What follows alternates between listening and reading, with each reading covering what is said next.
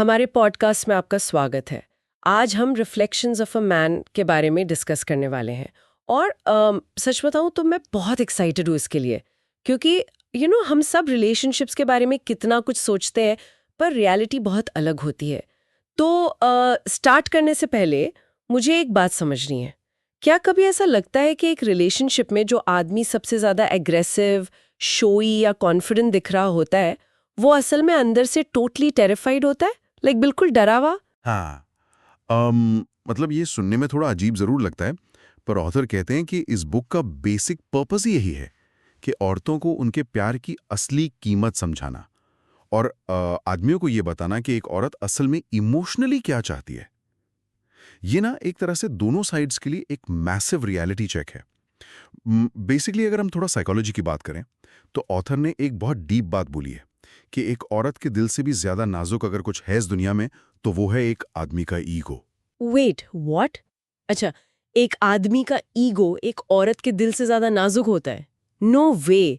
मैं तो हमेशा यही सोचती हूँ कि ईगो एक बहुत स्ट्रॉन्ग डोमिनेटिंग फोर्स होती है, लाइक एक वॉल की तरह।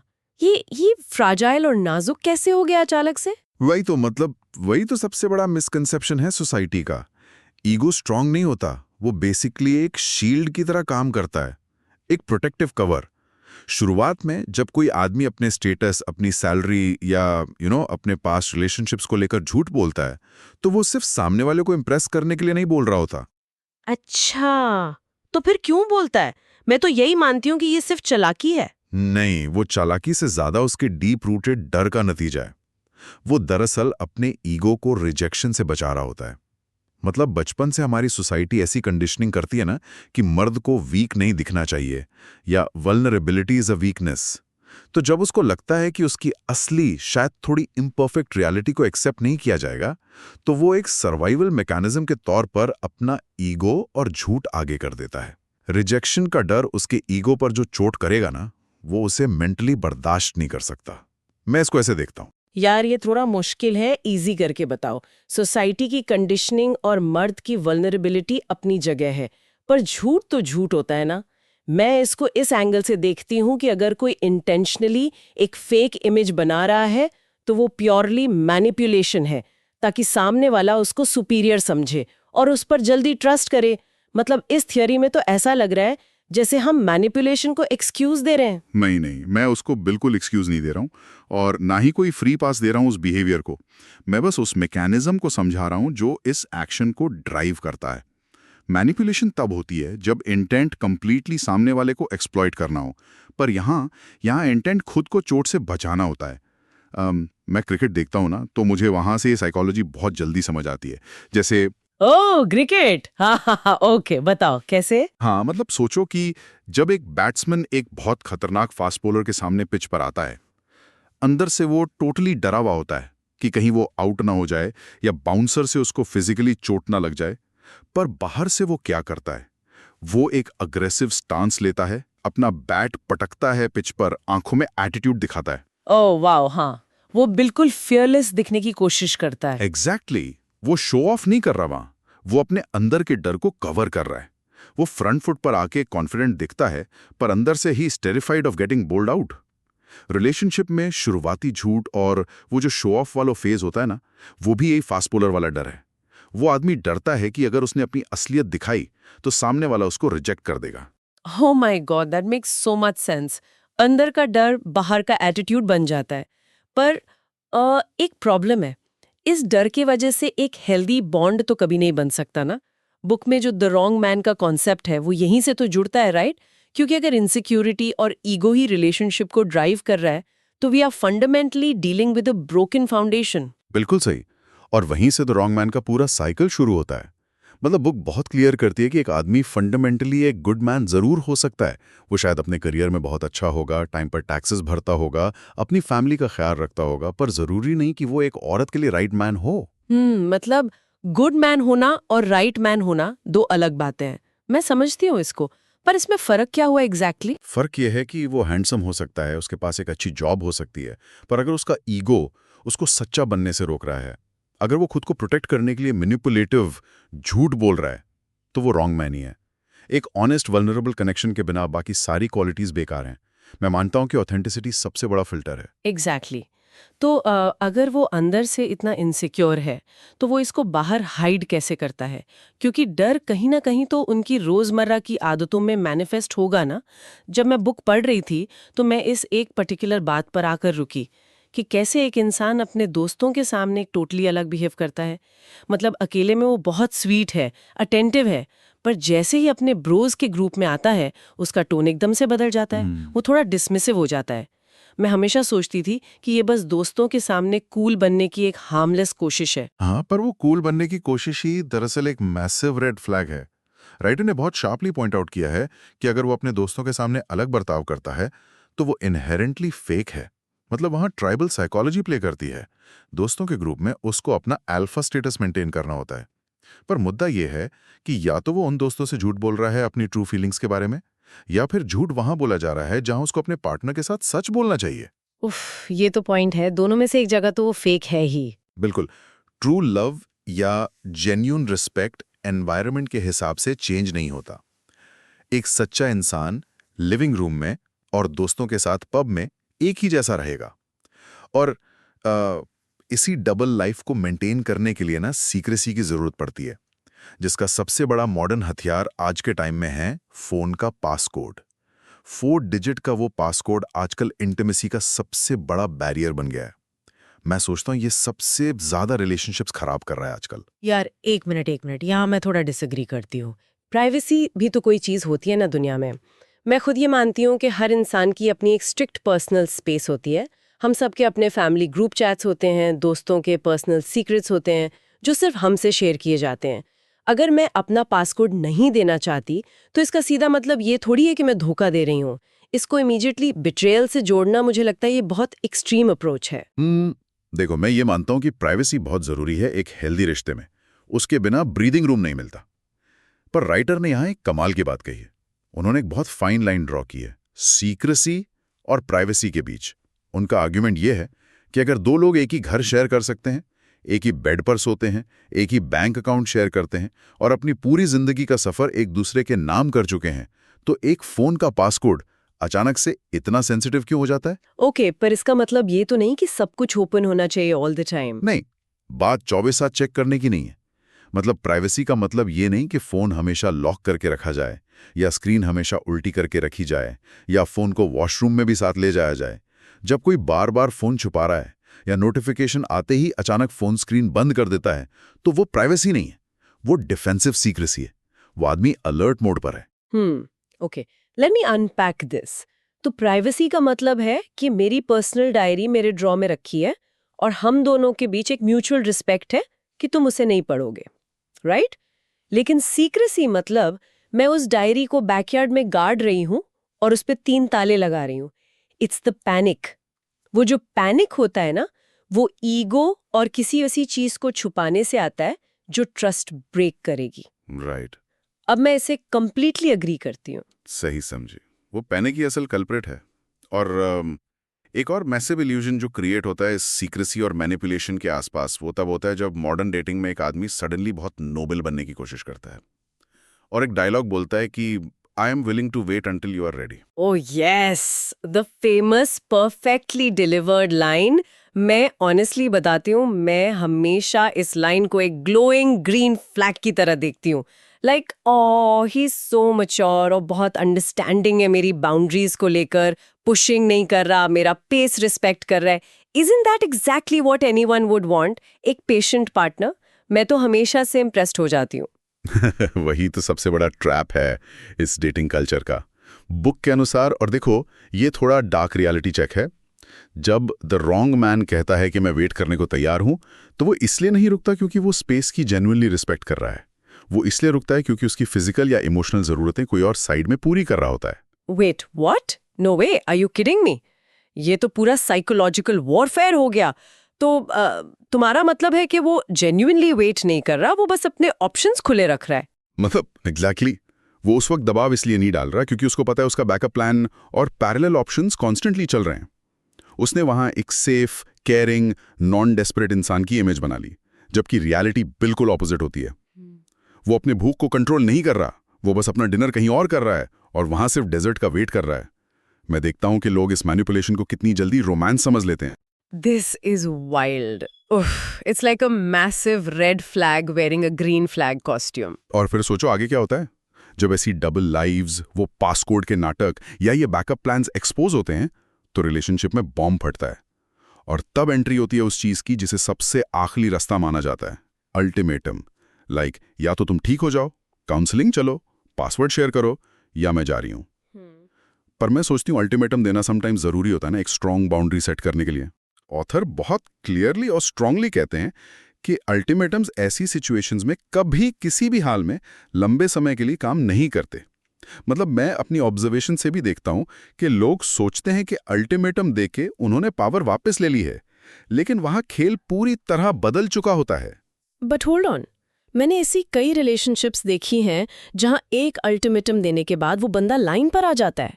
वो एक्चुअली कहता है okay fine, I will commit, या I will stop talking to her. तो लॉजिकली अल्टीमेटम ने तो अपना काम किया ना, उसने बिहेवियर चेंज तो कर दिया। मैं तो यही देखती हूँ। यहाँ तुम्हें बिहेवियर और इंटेंशन के बीच का फर्क समझना पड़ेगा। एक होता है कंप्लायंस और एक होता है कमिटमेंट। अल्टीमेटम देने के बाद जो होता है वो बस कंप्लायंस है। Think of an ultimatum like putting a heavy lid on a boiling pot of water. तुमने ऊपर से एकदम प्रेशर लगा दिया, पानी बाहर गिरना 1 मिनट के लिए बंद हो गया, पर नीचे आग तो वैसे ही जल रही है ना, हीट तो खत्म नहीं हुई है। Oh, that is a brilliant analogy. हाँ, प्रेशर तो अंदर ही अंदर बिल्ड हो रहा। राइट। अगर अल्टीमेटम के बाद वो हाँ बोल भी दे तो वो इसलिए नहीं कि वो अचानक सच्चा हो गया है या फाइनली तैयार है। वो इसलिए हाँ बोलता है क्योंकि वो अपने उस कंफर्ट जोन को खोना नहीं चाहता। उसके अंदर का डर उससे हाँ बुलवाता है, प्यार नहीं। और जब फैसला डर से लिया गया हो तो वो स्टेबल नहीं होता। जैसे ही पॉट पर से लिड हटेगा, पानी पहले से ज्यादा उबलकर बाहर गिरेगा, वो वापस अपने पुराने टॉक्सिक पैटर्न में चला जाएगा। मैं बहुत लोगों को इस साइकिल में फंसते हुए देखता हूँ। Wow, compliance versus commitment. That is such a huge distinction. So basically temporary survival mode में वो compromise कर रहा है, actual honest choice से नहीं। पर यहाँ ना एक और फैक्टर आता है। जब औरतें देखती हैं कि वो बंदा ब्रोकन है या भटका हुआ है, तभी तो ये अल्टीमेटम और उसको ठीक करने का पूरा प्रोसेस शुरू होता है। मैं सच बोलूंगी, हम सारी लाइफ यही देखते आते हैं मूवीज में और बुक्स में। एक बैड बॉय, एक ब्रोकन मैन की लाइफ में एक अच्छी स्ट्रांग औरत आती है और अपने सच्चे प्यार से उसको पूरी तरह ट्रांसफॉर्म कर देती है। आई ऑलवेज थॉट कि अगर प्यार में इतनी अनकंडीशनल पावर है तो आई कैन फिक्स हिम। मैं सच में यही समझती थी। ये फिक्शन और रियल लाइफ का सबसे बड़ा क्लैश है। ये सोसाइटी का और इन रोमांटिक मूवीज का सबसे खराब झूठ है कि प्यार एक रिपेयर शॉप की तरह काम करता है। आप एक गलत, इनसिक्योर या मेंटली टूटे हुए आदमी को कभी फिक्स नहीं कर सकते। मतलब एक फॉल्टी मशीन को मैकेनिक फिक्स कर सकता है, पर इंसान को ठीक होने के लिए खुद अंदर से फिक्स होने की चाह होनी चाहिए। इस प्रोसेस में कोशिश करने वाली औरत अपना सब कुछ दे देती है और रिजल्ट क्या होता है? वो आदमी तो वैसा ही रहता है, पर वो औरत पूरी तरह टूट जाती है। पर क्यों? एक स्ट्रांग औरत लॉजिकली तो पूरी कैपेबिलिटी रखती है ना उसको सपोर्ट करने की। What makes it so destructive for her?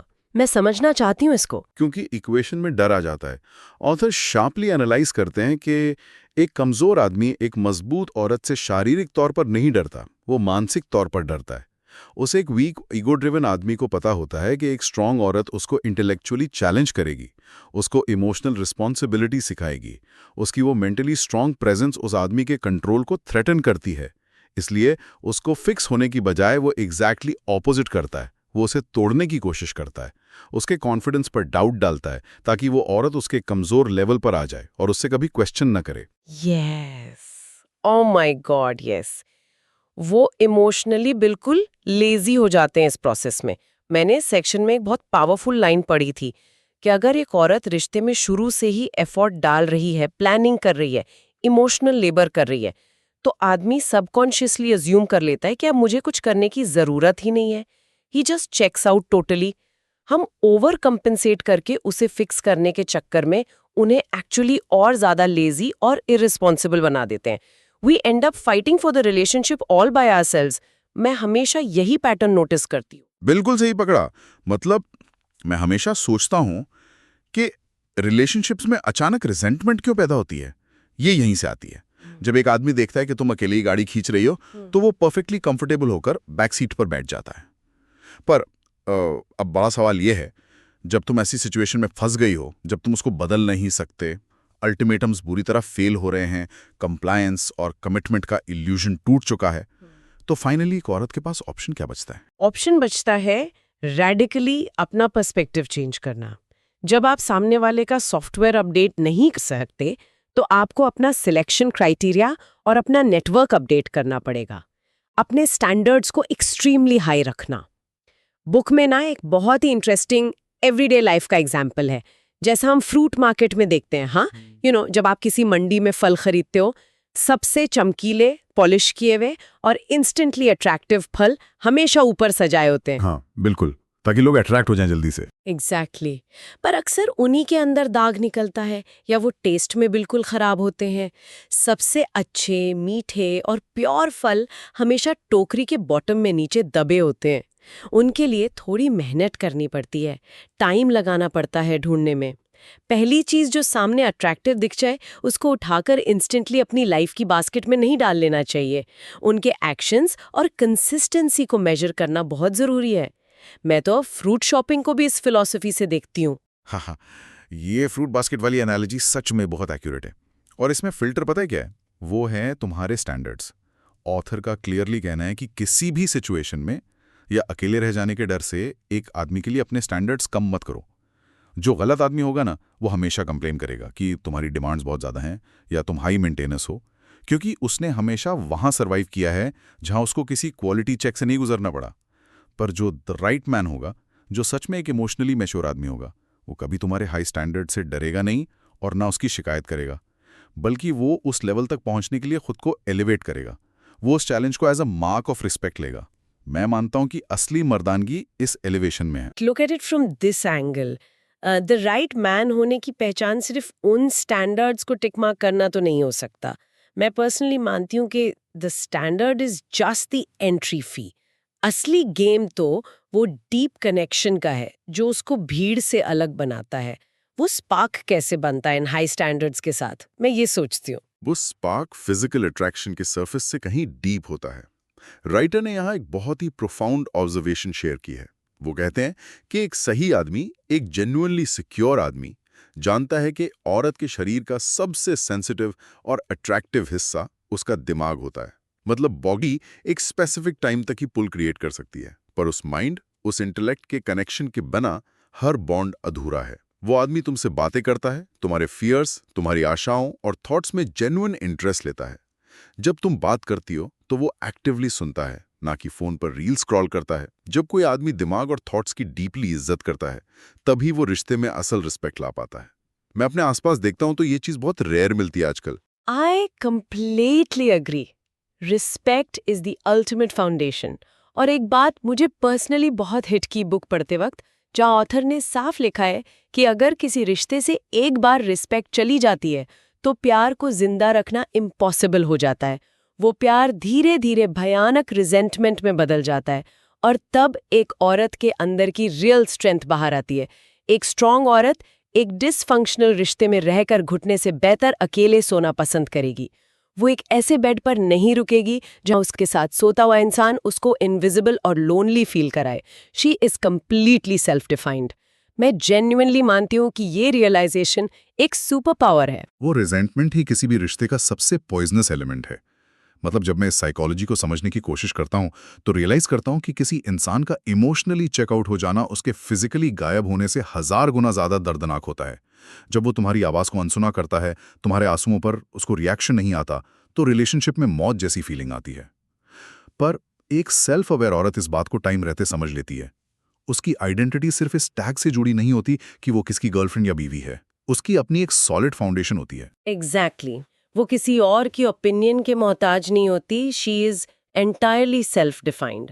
और यही एक चीज है जो उसको सबसे बड़े डर, मतलब अकेले रह जाने के डर से कंप्लीटली आजाद कर देती है। उफ, दिस वाज अ लॉट। ये पूरी डिस्कशन ऑनेस्टली एक मैसिव आई ओपनर रही है। इतने सारे रोमांटिक मिथ्स आज तोड़ दिए हमने यहाँ बैठे बैठे। ईगो के पीछे की हकीकत, वो फोन के पासकोड्स का ड्रामा, अल्टीमेटम्स की कंप्लायंस वर्सेस कमिटमेंट वाली रियलिटी, और सबसे बढ़कर किसी को फिक्स करने का वो टॉक्सिक इल्यूजन। मैं तो कंप्लीटली माइंड ब्लोन हूँ। सही बात है। मतलब इस किताब का हर सिंगल चैप्टर ना सिर्फ एक नया पर्सपेक्टिव देता है बल्कि एक आईना दिखाता है हम सबको। ये सिर्फ मर्द की गलतियां गिनाने तक सीमित नहीं है, बल्कि औरत की बाउंड्री और उसकी सेल्फ वर्थ की रियलाइजेशन को डीपली बैलेंस करता है। ये सिखाता है कि हेल्दी लव की बुनियाद सिर्फ फीलिंग्स पर नहीं बल्कि सच्चाई और अकाउंटेबिलिटी पर कैसे रखी जाती है। मैं इसको एक बहुत जरूरी मैनुअल मानता हूं आज के टाइम में। So after diving this deep into the psychology of all this, we always like to bring it back to reality, क्योंकि किताबें पढ़ना और रियलिटी में उन्हें जीना दो अलग बातें हैं। मेरे लिए इस डीप डाइव के बाद मेरी लाइफ का एक रूल बिल्कुल सेट है। मैं कल सुबह से ही ये तय करती हूँ कि मैं अपने रिलेशनशिप्स में अब किसी भी इंसान के फ्यूचर पोटेंशियल से प्यार करना बंद कर दूंगी। Instead of hoping and fixing कि अगर मैं मेहनत करूं तो ये कल कैसा इंसान बन सकता है, मैं अग्रेसिवली सिर्फ इस बात पर फोकस करूंगी कि इसकी सच्चाई आज क्या है। मैं उसके आज के एक्शंस के हिसाब से चॉइसेस लूंगी। What about you? तुम क्या चेंज लाने वाले हो अपनी जिंदगी में इस किताब के बाद? तुम्हारा टेक अवे जेन्युइनली बहुत स्ट्रांग है और मैं अपनी पर्सनल जिंदगी में कम्युनिकेशन से जुड़ा एक नियम लागू करता हूँ आज से। मुझे रियलाइज़ हुआ कि हम अक्सर बातें कैसे करते हैं। आगे से जब कोई पार्टनर या करीबी इंसान मुझसे कुछ कह रहा हो तो मैं उसे सिर्फ अपना परफेक्ट जवाब तैयार करने के लिए नहीं सुनूंगा। मैं आगे बढ़कर अपना पूरा ध्यान देकर उसको उसके दिमाग के लेवल पर समझने के लिए सुनूंगा। मतलब listening to genuinely understand the person, not just listening to mechanically reply. अगर हम सिर्फ ये एक आदत बदल लेना तो आधी इनसिक्योरिटीज और वो जो पास कोड्स वाले डर हैं तो वही वनिश हो जाएंगे। रिश्ते की बुनियाद नेचुरली स्ट्रांग हो जाएगी। मैं इस पर काम करना चाहता हूँ। Wow, that is beautiful. सिर्फ डिफेंड या जवाब देने के लिए नहीं, पर सच्चे दिल से समझने के लिए सुनना। अगर सब ये अपना लें तो आई थिंक हमारी रिलेशनशिप्स में एक अलग ही शांति होगी। ओके, तो हम इस पॉडकास्ट के अंत पे आ चुके हैं। अगला पॉडकास्ट आप किस किताब पर चाहते हैं? अपनी पसंदीदा किताब का नाम कमेंट सेक्शन में छोड़ दीजिए। मिलते हैं अगले पॉडकास्ट में। धन्यवाद।